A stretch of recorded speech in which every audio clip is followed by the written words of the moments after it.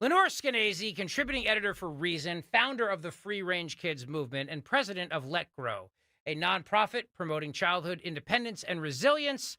Lenore, how are you, my friend? Independent and resilient. How are you? I'm trying to raise children who are independent and resilient as well. So that's how I'm doing. Great. And you, of course, are on X at Free Range Kids and freerangekids.com.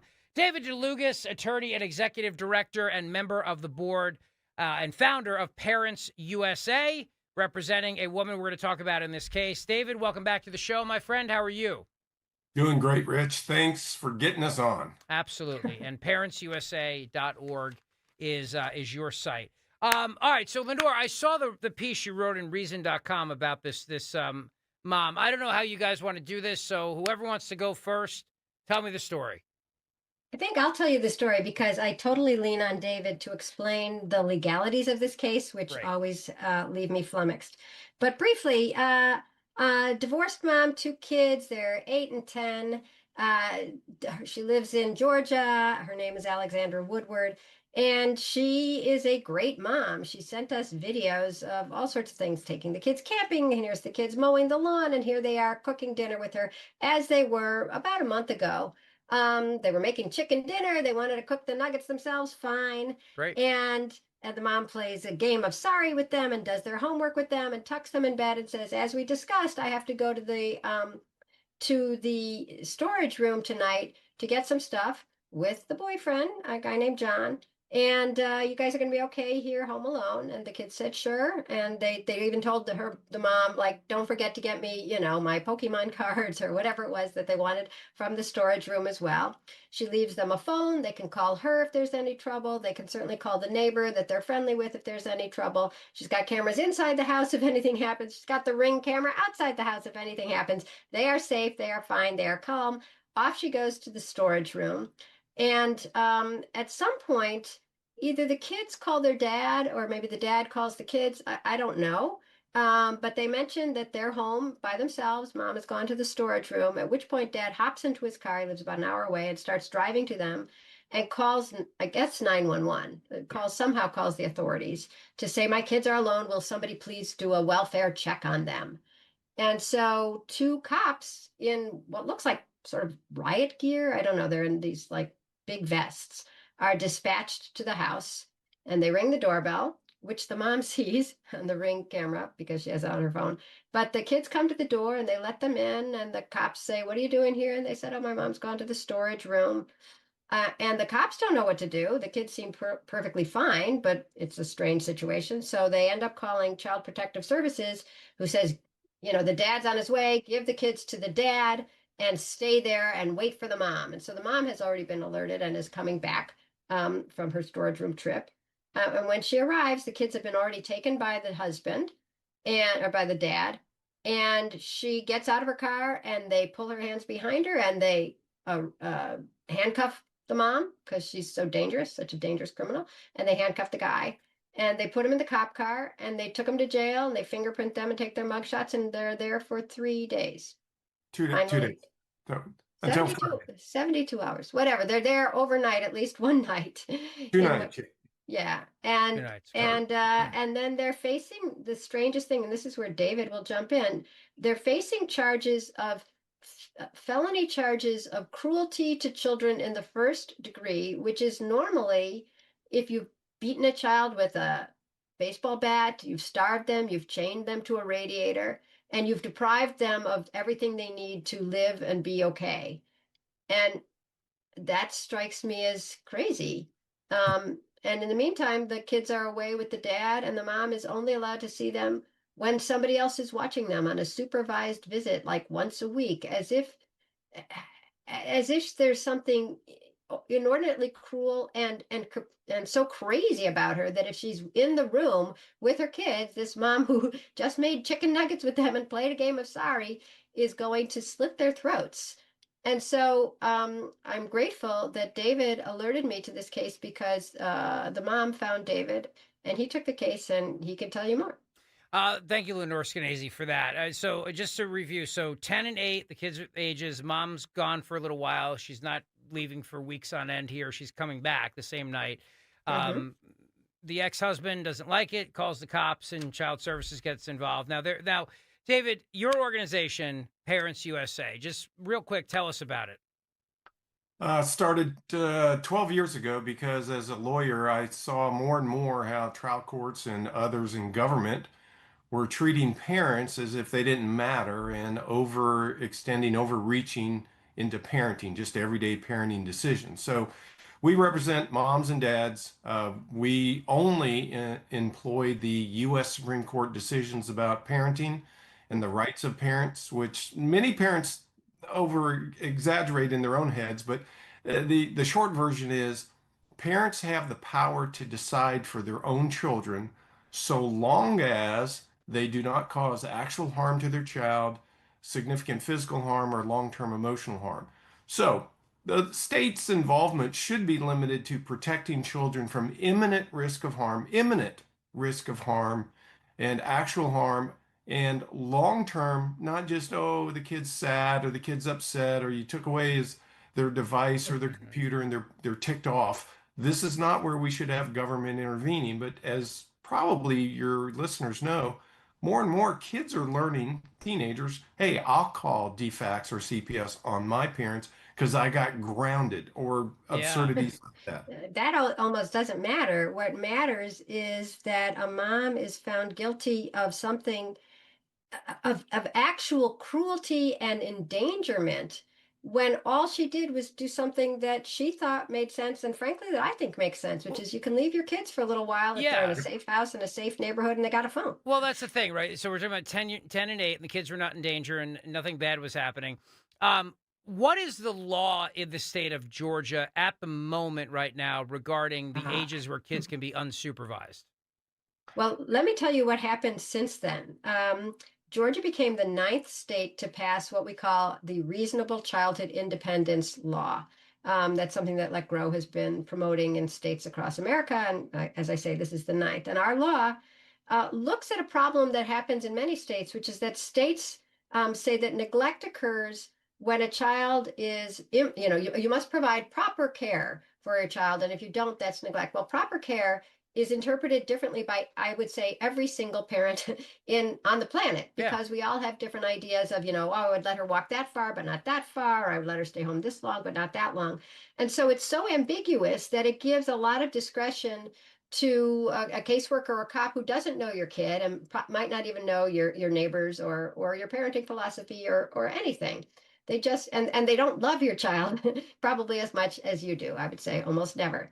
And so our law, the Reasonable Childhood Independence Law, says neglect occurs only when a parent puts a child in serious and obvious danger, which just makes it a little more clear what we're talking about. Neglect is something that is not just, I wouldn't do it that way, but oh my God, that kid, I wouldn't have left him in the alligator pit, with a meatball sandwich. That kind of Right. thing is bad. And letting your kid play outside, walk to school, wait home alone for a little bit, unless there's some really weird circumstances, it's not neglect. Yeah. No, I But mean, and it the law came after she was arrested.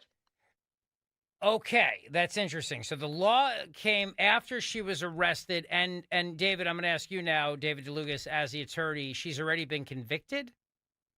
No, no, no, no. She's been No. accused. Hey, let's face it. In the real world, if you've been charged with cruelty to children in the first degree, you must be an evil, horrible, horrible, awful person. And I think Right. that's what Lenore was alluding to. Is that's what how bad it is. I mean, to tell you, There's a because stigma, no doubt about it. yeah, Yeah. I pulled it up on my computer. You know what cruelty to children in first degree is?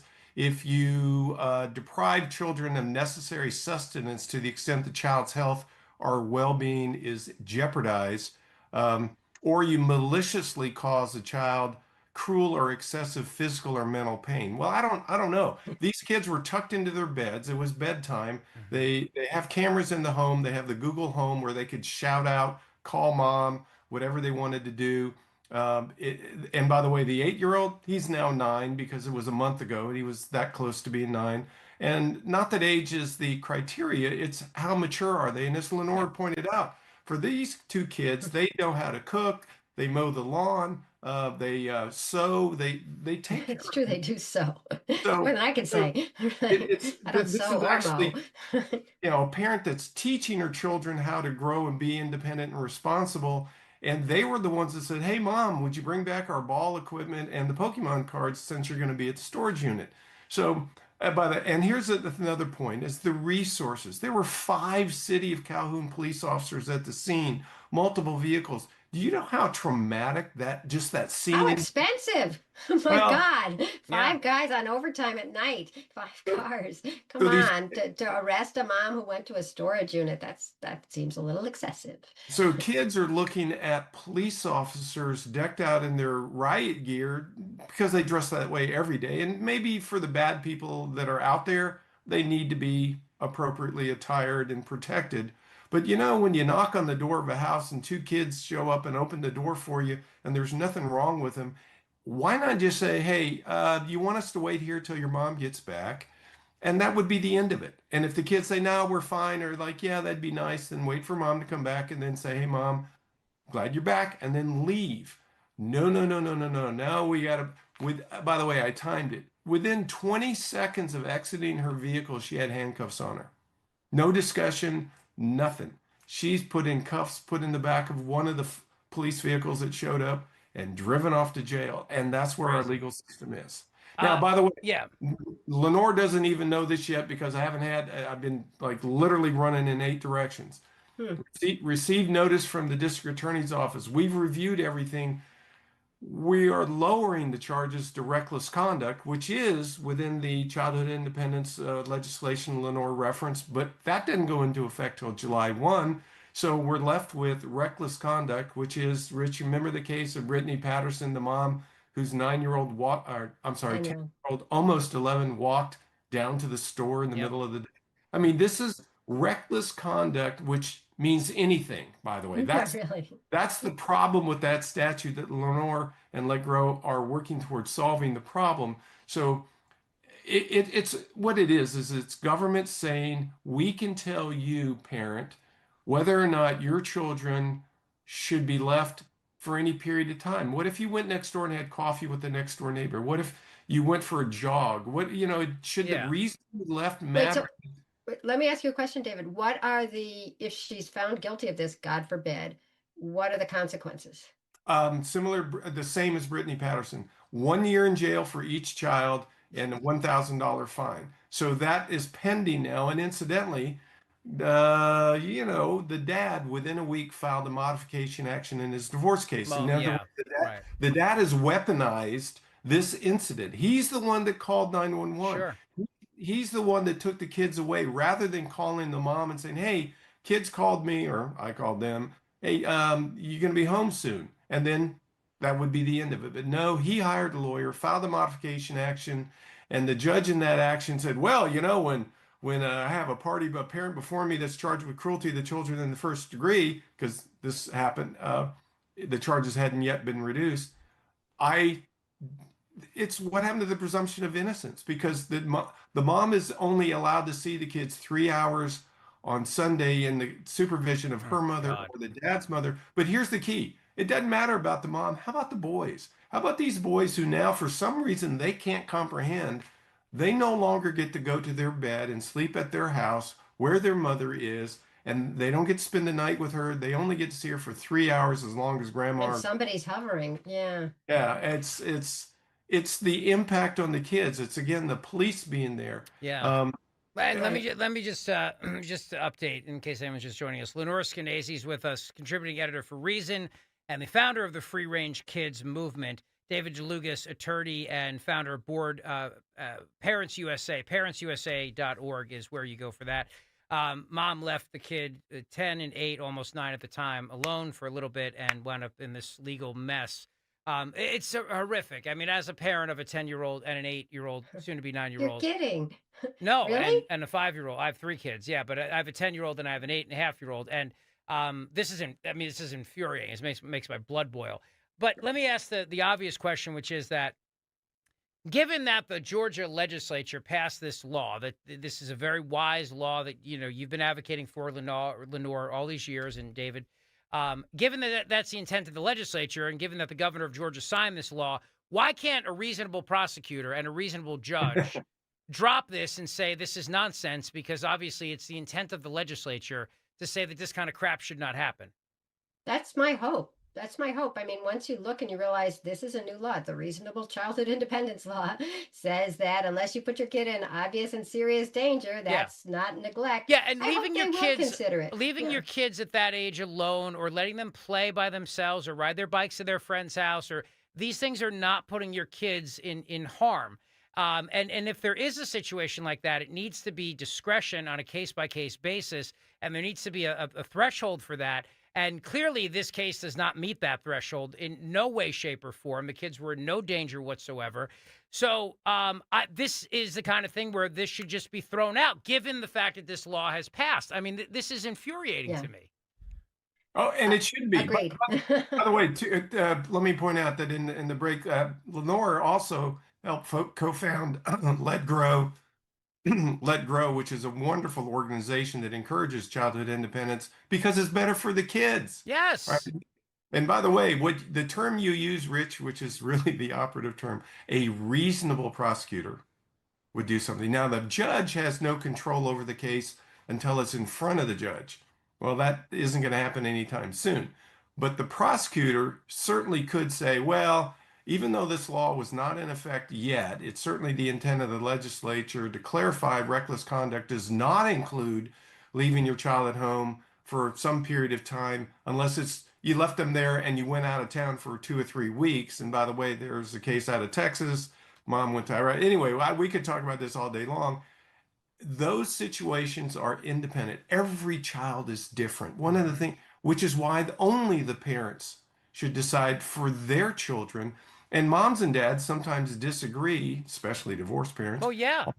whether or it- not their child's capable. Because the dad might say, well, our kid can play tackle football. And the mom might go squeamishly, no, they shouldn't play. Well, they have a difference of opinion. They have different views of their child's capabilities and maturity. Maybe the children have exhibited great skills and dexterity and independence with mom, and dad still thinks of them as little babies that shouldn't be left alone for 20 minutes.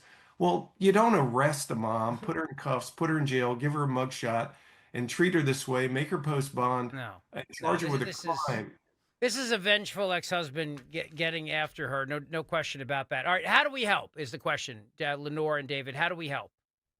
Well, interestingly, you are in Pennsylvania, and Let Grow has passed its reasonable childhood independence laws in, as I've said, 9 states, and 2 more are about to pass. But we haven't passed one in Pennsylvania yet. And so, Yeah. if anybody listening is interested in getting involved, if you go to Let Grow, that's LETGROW.org, Mhm. and you click on state laws, there's a little form you can fill out saying I'm interested in getting involved or let me know what's happening in my state. And I'm hoping that Pennsylvania will be a 2025, 26 state that passes the law. What about New Jersey? New Jersey hasn't passed the law yet All right. either. Well, hopefully we'll get a Republican governor in there come November, and we can make that happen. Because I have no faith in the idiot who's there now. What about the mom in particular that we're talking about here in Georgia, David? How can we help her? Well, the moral support's huge, and the fact that Lenore wrote this article, I'd encourage all your listeners to find reason and find Lenore's article and We'll read it. post a link to it. Sure. Great, thank you.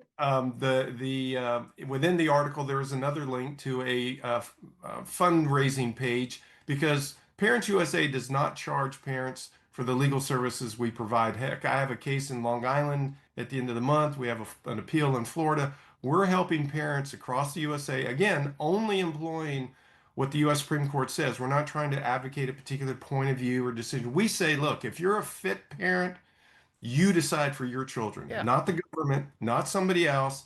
And that should be the end of the story. And we may not personally agree with your decision, and people can disagree with Alexandra's decision to go to the storage unit for a couple hours. We can disagree about that. But she shouldn't have been put in handcuffs. The No. kids taken away, her facing crime. That's the absurdity. So please find the recent article. Go to parentsusa.org.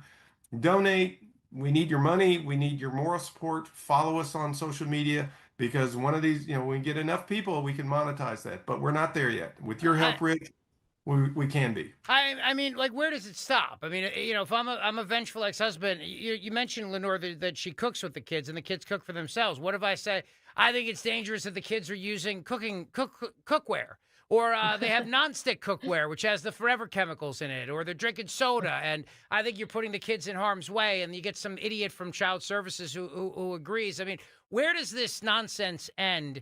You have to put a stop to it here and let parents be parents and trust that they're going to do the right thing, because in most cases they do. And either way, there was a way to deal with this. It did not involve arresting this mom. This is just a vengeful ex-husband being a jerk, and in my opinion, cops who did not use reasonable discretion in the moment. And maybe at the time they weren't able to. I don't know, obviously, the full circumstances of the situation, but we now have this law passed. This case needs to be dismissed with prejudice, and this mom is, everybody should rally around her, because this should never happen to anybody. I want to thank you both for your time today, and please, we will post a link to the reason.com article, and please check out the Free Range Kids movement and go to parentsusa.org. Lenore Skenazy, David DeLugas, thank you both for your advocacy in this and for coming on the show. Thanks so I gotta much. thank you for your advocacy. That was a great summation. Thank you. You're welcome. My pleasure. All right.